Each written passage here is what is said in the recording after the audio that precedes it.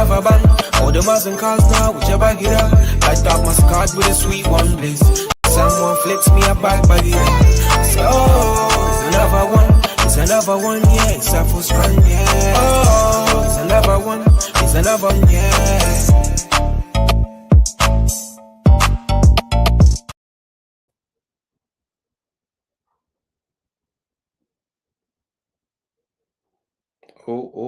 Technical difficulties, apologies. We will be right back. Oh no, we're here. We are back. Yeah, we're good. Listen, technical issues. But listen, people, what's going on? Welcome into another episode of the Stay Within Show, presented to you by iBoxingHub in association with our sponsors, D-Rock Clothing. I'm joined by my man Ray. Ray, how are we feeling? I am annoyed because apparently Amazon has said that they've posted something that they haven't, and I'm about to grill them. But let's get back to the boxing first. Other than that, I'm doing all right. How about yourself? Yeah, listen, I'm good. I told you before, I'm not going to Madrid, but it is what it is. I hear it. Amazon do that thing, they'll say it's been delivered, and then it'll come 24 hours later. It's like nastiest. It's nasty because I think they tried to knock earlier on. They didn't even wait like 20 seconds. We came to the door and no one was there, and then now they're saying it's delivered. Do you know what? I don't blame Amazon. It's that delivery driver. No, I blame both because you should have a system in place. This is coming from someone that's worked in logistics before. There should be a system in place to ensure that repercussions are there if they don't do certain things. Whether it's a case of they haven't even put a card through the door to say, yo, we've attempted nothing. So, and I paid for premium delivery as well. So I'm leaving it. Get the refund. Get the premium. I'm leaving here with something. Hey, listen, talking about another man that left with something, Fabio Wardley. I'll be real. I don't know how this has happened. Not in a disrespectful way, but Fabio Wardley was so close to losing to Fraser Clark and basically going down the pecking order to now where he basically has a shot against Alexander Usyk. The fight itself, genuinely, I'll say this. I know we'll talk about the pay-per-view side of things. It got a lot of criticism for being on pay-per-view, and everyone was like, what are you doing, Frank? The fight itself was sensational. That was like 10, 11 rounds of chaos. What was your thoughts about both guys in the fight? It was one of those fights where I was just like, I don't know why Joseph Parker's taken a fight against a puncher like this. It was risky from the get-go, and I get it because it's like he wants to stay busy, he wants to get paid, but I don't know no one's financial situation. So maybe it's either one thing, he really needed the money, or two, that bag was so good that he said, I can risk it. And experience-wise, you would think to yourself, like Joseph Parker's in the position where it's like he should be able to handle Fabio Wardley. The issue being, Wardley has a crazy confidence in himself that what he may lack in experience, he has in spirit. And sometimes in boxing, there are going to be moments where your experience means nothing. Somebody just wants it that bad that they're willing to go through the fire. And Fabio Wardley has shown on multiple occasions he's willing to be losing and still go through the fire in order to get that win. And even though I felt like it was a poor stoppage, you got to give it to Fabio. He went in there, he went for it, and he got his win. Do you know what's crazy about the fight for me? What stood out was both guys genuinely have a crazy granite chin. Both were getting hit with proper shots, and it was genuinely a back and forth type of fight. Because in the first round, everyone was like, "Oh, Parker's got this," like legit after, and then the second round finish, you're like, "Yo, wait a minute, where's this come from Fabio Wardley?" I don't want to liken it to Andy Ruiz and Joshua, but it was a little bit let me land, because it was like, let me land. That's turbulent flight. Keep on going. No, let me land. So it was a case of, look, Joseph Parker, right? It's a get busy fight because we know what we expect from you anyway. We expect you to win. But you then go out and you kind of assert your dominance early on, but then you get hit. But you come back, but then there's that shock loss, and you become vulnerable to getting hit again. And it's like, wait a minute, there's a bit of doubt here. Like, what can Joseph Parker really do? But yeah, like I said, credit to Fabio Wardley in terms of getting the win. And I'm going to break through both guys, but the stoppage itself. So I can see, if you were sat there live, why you think it's a good stoppage. The only problem is, it's like VAR. When you slow things down, it looks worse than it actually is. And I think this is one of them. Like, when I said it straight away, I was like, that's a horrible stoppage, because from camera screens, what I was seeing was on the TV, it was like, guess what? Fabio Wardley's swinging. There is some things that are crazy. Parker, the only thing that annoyed me about Joseph Parker was he didn't hold. Had he a little bit of, I can hold, great. But he was also buzzed. What we in the 11th round, both have taken big shots. So he was buzzed. I think that was my frustration with Parker, and the fact that there wasn't anything coming back, which is fine. But he was moving, not all the shots. If anything, a lot less were actually hitting, and any that were really grazing. That is my annoyance, and what was on the line. Yeah.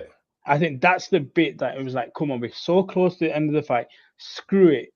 I'm not sitting here advocating for someone to get absolutely knocked out, but in certain situations with what's on the line, we're so close to the end of the fight, let it run.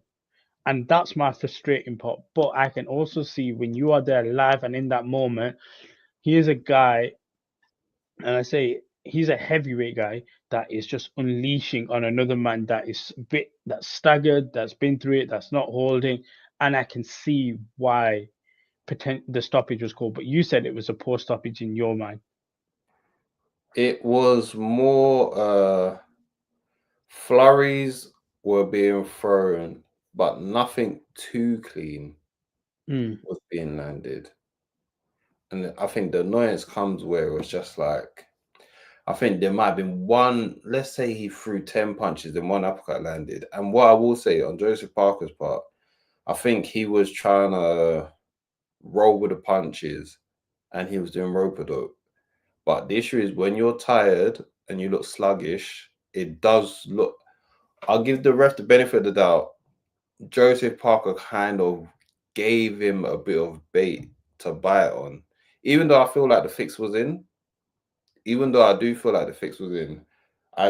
like, yeah, it was kind of like, I looked at it thinking, the way Joseph Parker was defending it, you're looking sluggish, like. And listen, I get it. Boxing's been in a good place of late, but boxing's still boxing.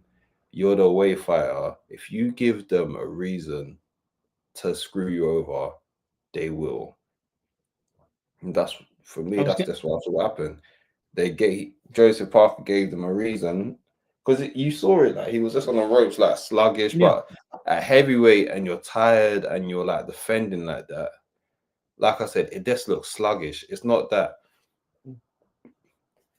I could watch him real time and see that he was fine, but I think there was one uppercut that landed, but he was still rolling. The ref said fight back, and he did. I think that was my annoyance. It's the fact that the ref said fight back here. I think, like, let's say 2/3 into the flurry, the ref is like, yo, fight back. Yeah. And then Joseph Parker did, literally on call. And then after, Wardley went again on the flurry, and then, like I said, Joseph Parker went into defending it very sluggishly, very naively, by not just going for the hug. I don't know what he was trying to prove. Maybe he wanted Fabio to punch. I think this is where it gets annoying for Joseph Parker, because some people are just like, yo, why didn't he hug? I don't know. Joseph Parker's thinking to himself, this guy's going to punch himself out, and that's when I'm going to capitalize.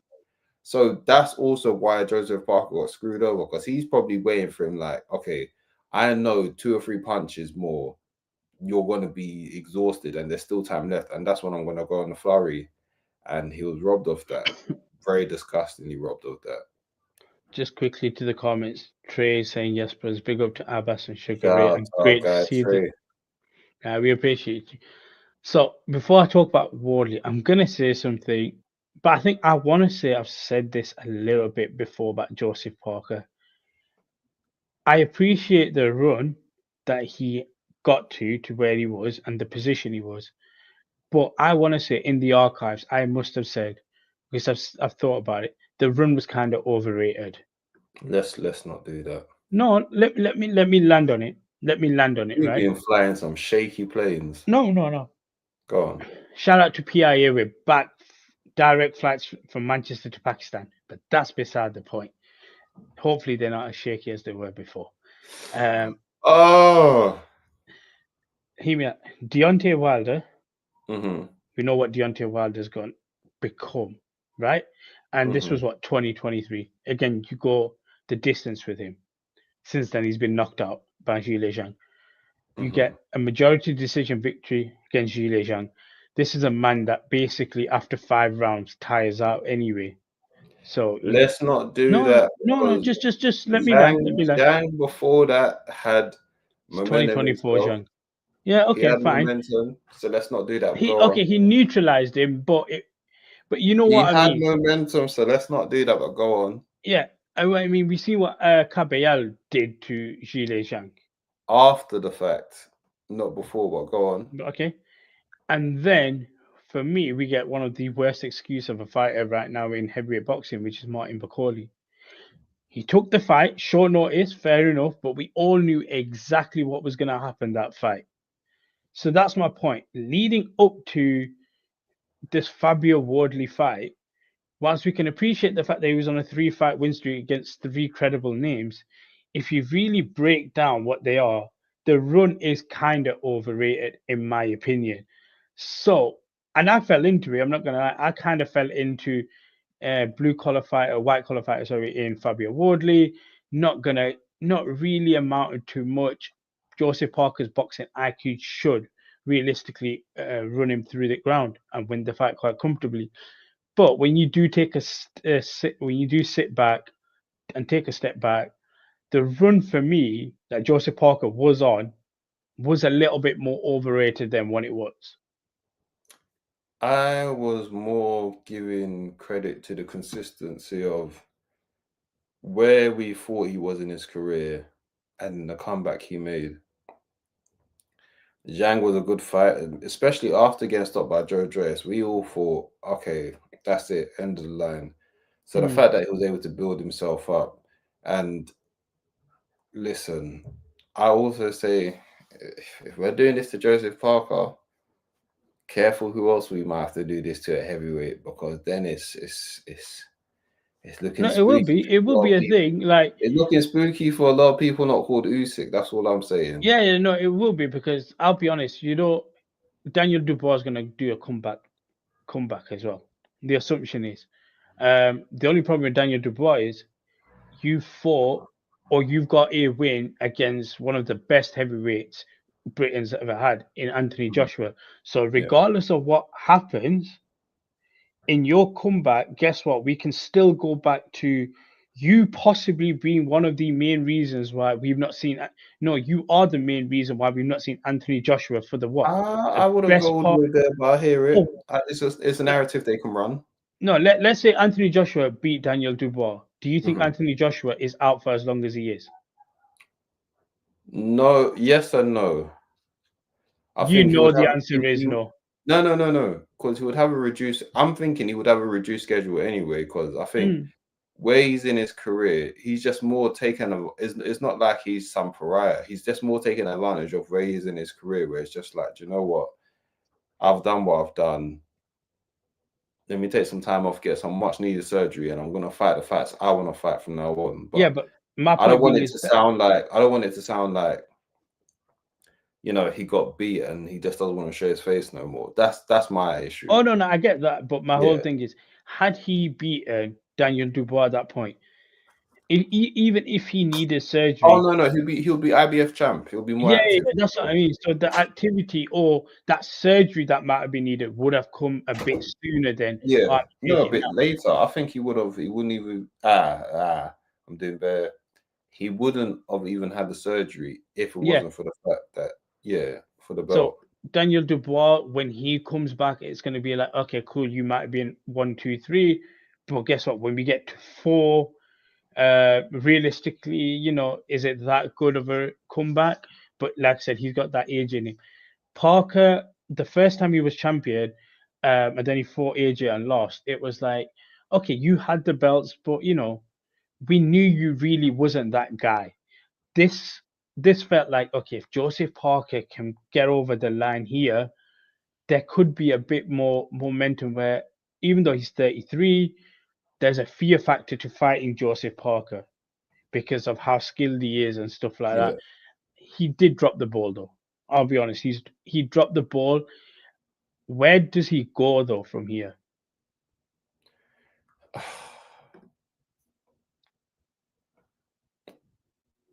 I don't know. Honestly, I honestly don't know, because at this point, I'm just like, he was on a great run, and he's especially in a position where commercially he's not the guy. So it was already hard for him to make this comeback as it is. That's even why I'm looking at when he took this fight with Wardley. It was just like, you better be He was dominant. desperate to have a fight. That's the one thing I will say. He was so Yeah. desperate, because I still remember, I think it's Usyk Dubois 2. He was so desperate that entire week. He should have Just to been. fight. Listen, Yeah. let's not sugarcoat it. Joseph Parker's got screwed over because he was mandatory for the WBO title shot for I don't know how long. Yeah. Even when he fought, but remember when he fought Bocoli's, when he should have got his world title shot. So let's not act like Joseph Parker's not been screwed over repeatedly. The fact that Dubois was able to just drop out for reasons still undisclosed and then just go into his undisputed fight with Usyk with very little, you know, pushback for that is crazy. But that's also the boxing politics of it all, of having who's behind you. Joseph Parker got screwed over. Where he goes from here, I don't know. And I don't know if Turkey's still gonna put on more big fights cards like that for him to just be there and get a payday, because there's a reason why a lot of these cards are becoming pay-per-view, even though we was told that all these cards won't be pay-per-view no more. So I got a feeling Turkey might be like, yo, that money that you lot had is drying up. And, you know, shout out to Ra. But me and Ra have been saying the same sentiment for a lot of time, where we're just like, yo, a lot of these fighters right now better enjoy the gold rush that Turkey's providing for now, because it's not going to be here for the longest of time. And once that's gone, everyone's going to have to go back and reassess how much they want to get paid, because there's no money in boxing. What I will say is, I think that streaming platform, or some pass that they're going to create, it's coming. I think it's after the Yard fight. I think that's when this new pay-per-view pass thing apparently is meant to come for the Let me zone. tell you something. There's not enough. I'm sorry, that's the truth. There's not enough money. Because the reason why all football and basketball and American football, and let me not speak on NHL because I'm not sure, but the reason those other three do so well is because streaming wise, they're doing numbers in the billions of subscribers. Oh, getting to it anyway. I don't know whether it's Amazon, the Zone. I don't know if they've got enough subscribers like that to be paying fighters the millions that they want off of just subscription fees.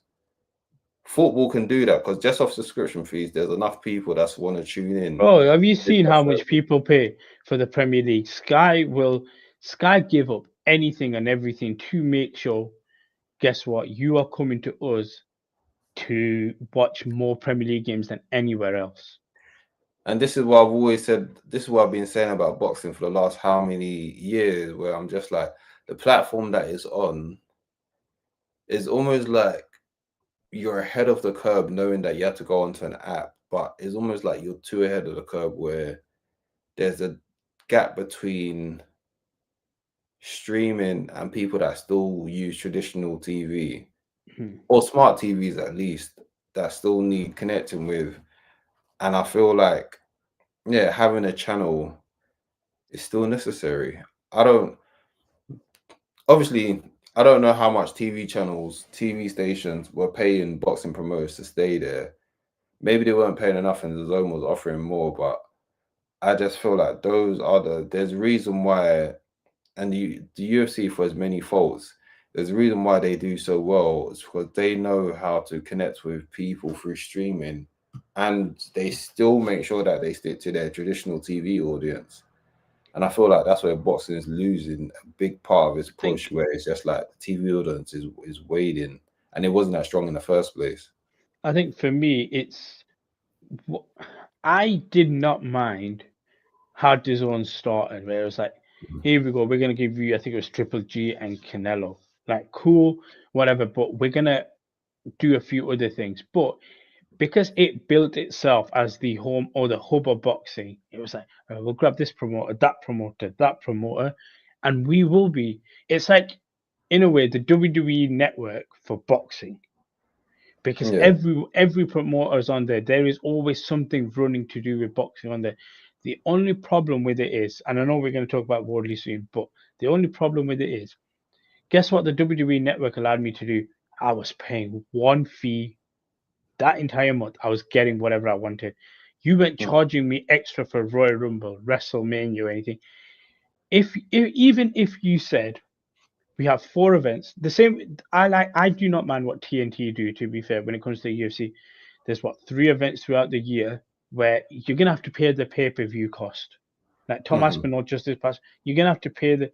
Even if you said to me, right, we have 1 event per quarter where you're gonna have to pay a pay-per-view cost, fine, not a problem. Guess what? I will actually subscribe to DAZN throughout the entire year, because I know for the rest of the entire year, outside of paying £80 extra, I'm going to be able to watch all my boxing on there. It's not a problem. I think the problems now is the fact that everything, it feels like, even though probably it's not, there are probably a lot of shows that happen as well, but it just feels like every show is going to be a pay-per-view. I know I'm pretty sure Chisora White 3, which we'll just touch on, that's going to be pay-per-view. Obviously, Yard Benavides, I'm happy for that being pay-per-view. Ben Eubank, happy for that being pay-per-view. The only problem is they are so close to each other that for a fan to justify it plus a subscription becomes a lot harder. Listen, man, it is just. I'm happy to pay for my shit. I'm open about it. I will pay for my shit, but I get it. I get it as well. And I think they just maybe need to spread it out a little bit. If you want to do 4, 5, 6 marquee events, fine. And the rest are also great events, but don't make us pay for everything on pay-per-view. I think that's the issue that DAZN fans now are but having. that's it's just like, I don't. That's it's different. If it's just like, if it's actual pay-per-view events, then fair enough. But then it's just starting to become a thing of, this ain't even pay-per-view. This ain't pay-per-view worthy. I mean, Frank said there's way too many events where it's like, you want superstar service for stuff that's not superstars. I think that's where the issue is. It's like, it's not even superstar. We're not even paying for superstars no more. No, I hear it. But talking about Wardley, I think someone billed him as the Ipswich Wilder, because he just likes to slug. To Wilder, yeah, because obviously he's a WBC world champion. No. Listen, they're 2 different people. Don't get me wrong. Let's get one thing straight, yeah. Wilder's one trick was a hell of a trick. A hell of a rocket launcher. Yeah, listen, it's the greatest magician trick of all time. However, when it just comes to fundamentals, Wardley has better fundamentals than. Like, you actually have to outbox Wardley. Wilder, everyone was outboxing him.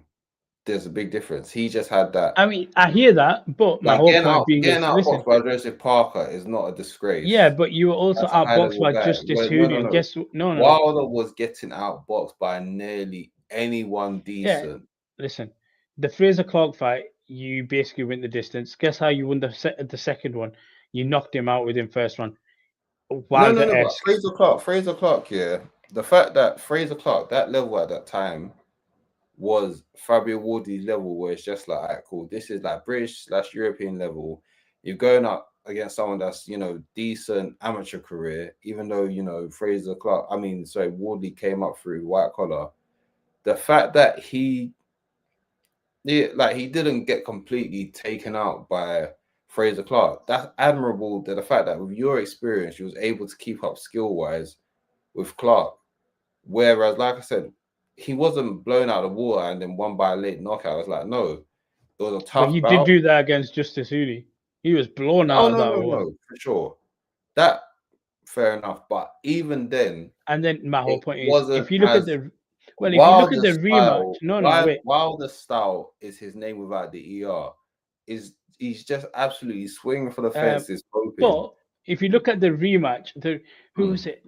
The rematch against Clark. Guess what you do? You Wilder-esque it. What I mean by that, that's not Wilder-esque because he still had technique with those punches. Wilder is literally. I understand.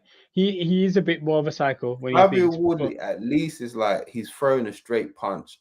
Wilder was throwing the most looping of punches. That was like proper hope. Who was Brazil, wasn't it? Dominic Brazil, the rematch where he's just swinging. Yeah, that's what I'm saying. Wardley at least is not to say that he was the most technical guy, but he at least is aiming and firing. There's some aiming there. Wilder was firing, and he doesn't even care if he's looking. The most dangerous person, because the unpredictability of it. Do you know why? Wilder was unpredictable? Because he didn't even know what he was doing himself half the time. Other than I'm going to just swing, it's kind of just like I don't know how this is gonna land or where this is gonna land. At least Wardley is just like I'm gonna swing, but I know what I'm aiming for. Swing on inshallah, but it worked. Indeed. So now he's in line for Alexander Usyk. Can you imagine Fabio Wardley becomes the guy to beat Alexander Usyk? Like, it would be insane.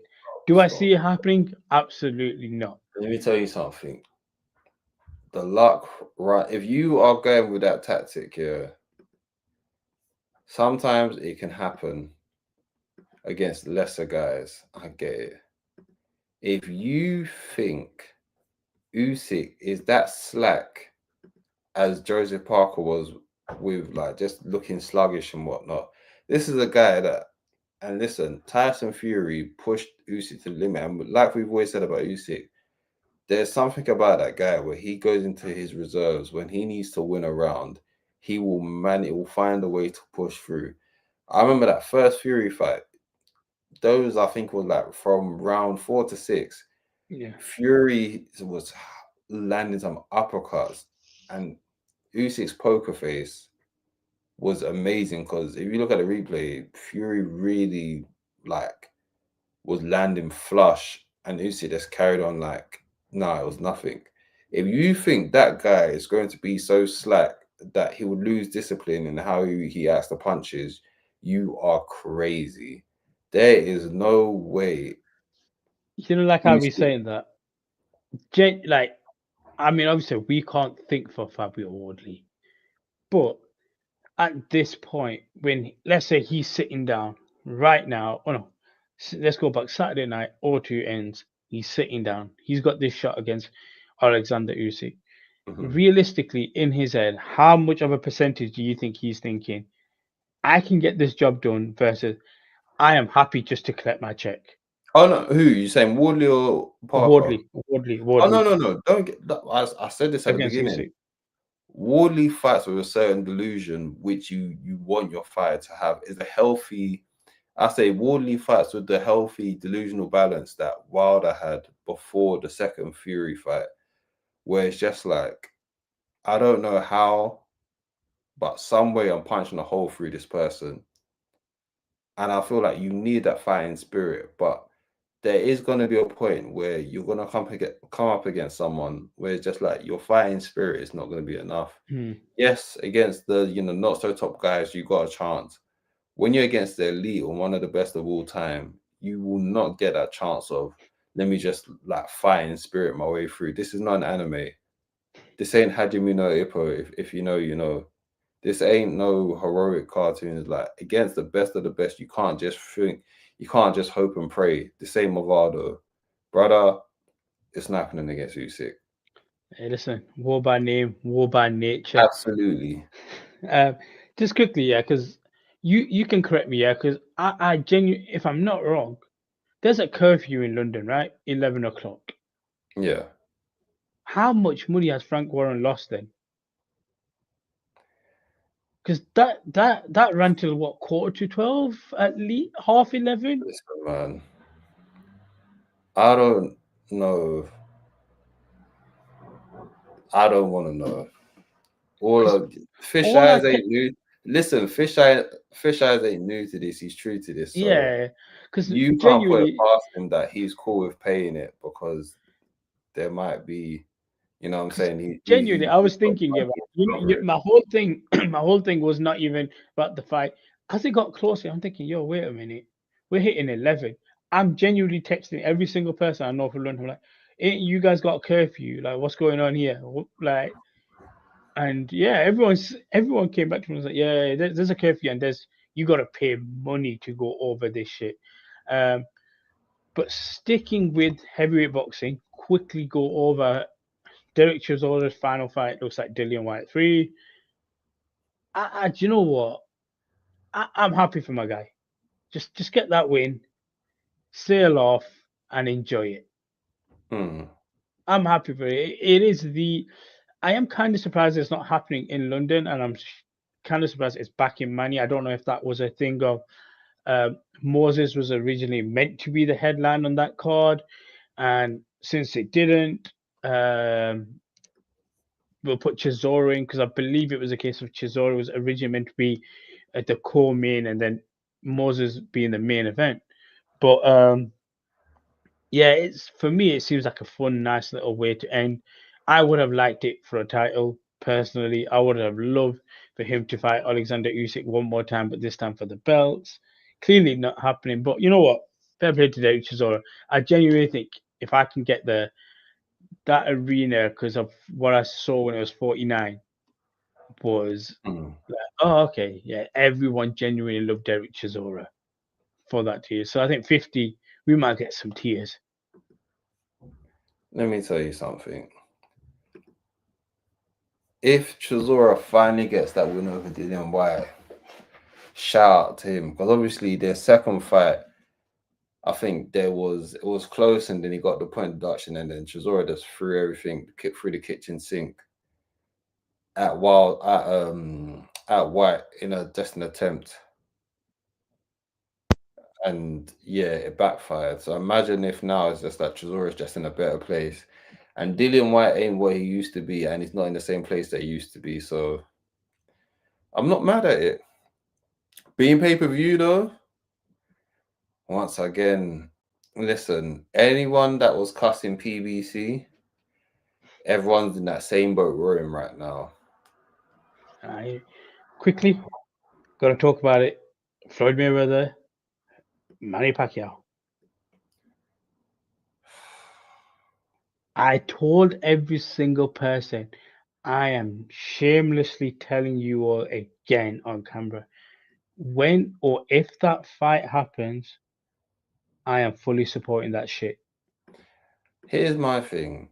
Is this an exhibition or is this a professional fight since now that Manny is fighting Floyd pro? is not risking that shit on his professional record. Because I'll say it now. If Manny Pacquiao and Floyd fight and it's professional, Manny wins this one. Stop.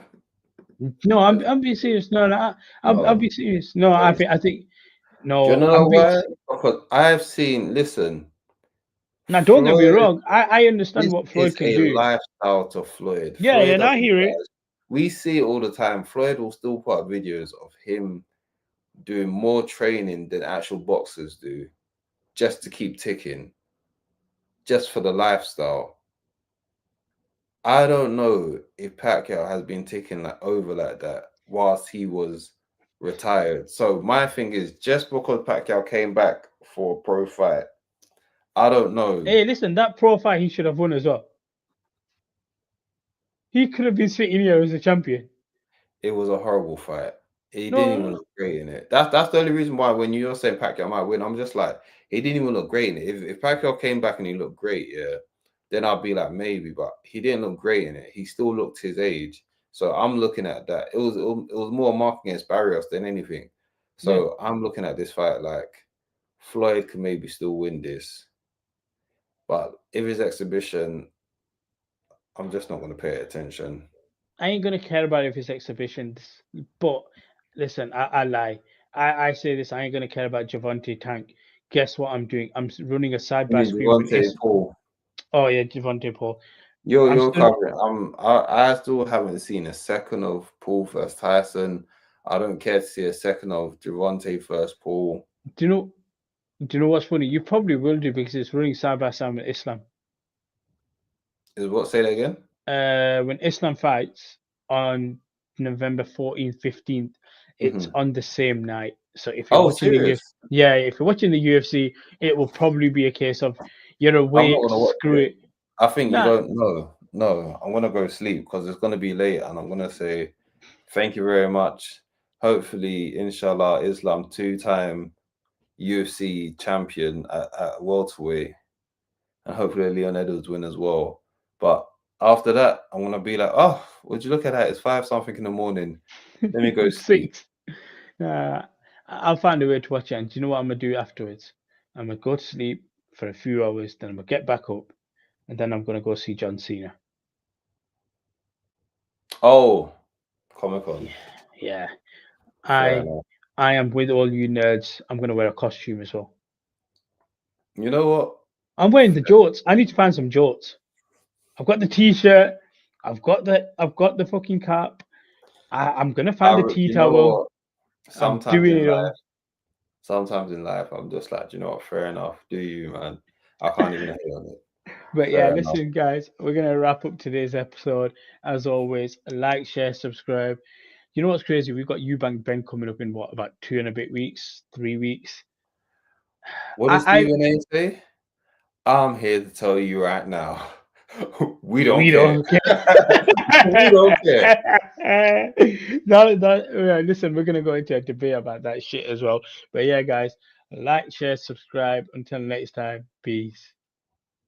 It's another bang. All the Muslim cars now, whichever get up.